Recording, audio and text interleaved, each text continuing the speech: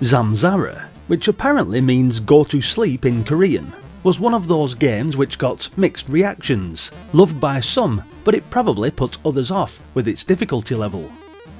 I suppose that's the subject nature of games in general, but let's have a look back at this 1988 Commodore 64 game from Hewson, coded by Finnish game programmer Jukka Tapanimäki. Tapanimäki.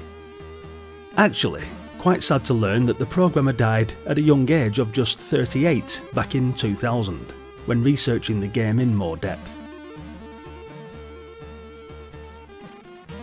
His creation, Zamzara, was initially supposed to be more adventurous and have more depth, something like the game Impossible Mission.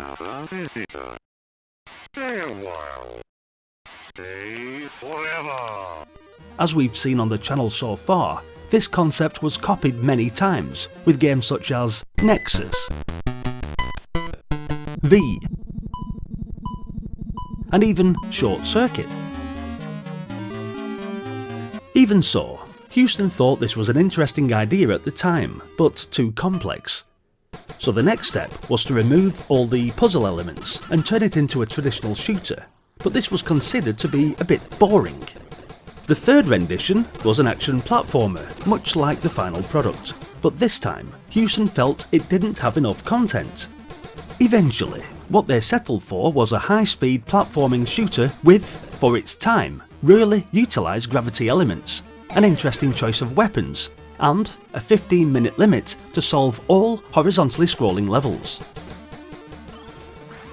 Although the main object of the game is to locate your ship and escape, you must also collect all of the 20 gene bottles in the game to get the good ending message, a very tough feat indeed.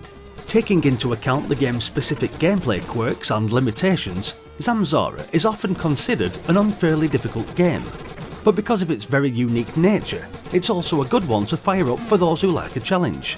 Divided into multiple screens, each of which will have one or more exits to a different screen, and you will come across all manner of alien adversaries that are determined to prevent your escape. Whether it's a static sentry gun or a fireball spewing mutant, every enemy is lethal and must be approached with extreme caution.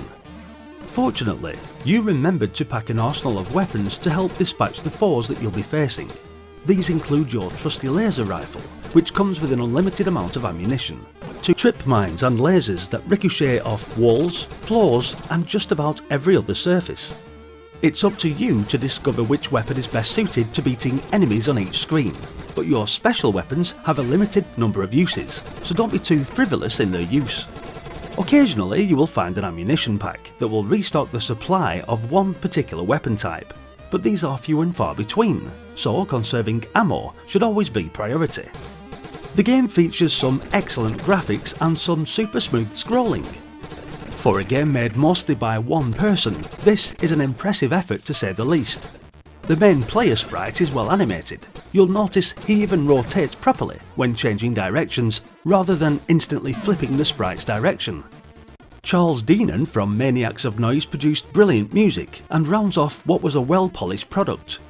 Although the main game usually only features sound effects, all of the weapons sound great, and enemies explode with suitably rumbly explosions.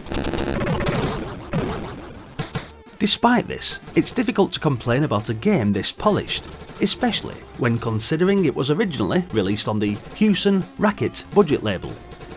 There are also those of us who got to play the game for free, as it was released on the Power Pack tape of Commodore format, issue 9.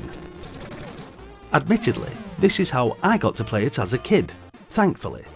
But for £3 back in the day, it was well worth it for the graphics and music alone.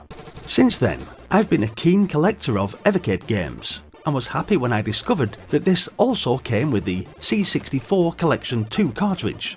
So hopefully, there will be a resurgence of people who want to play more of this game.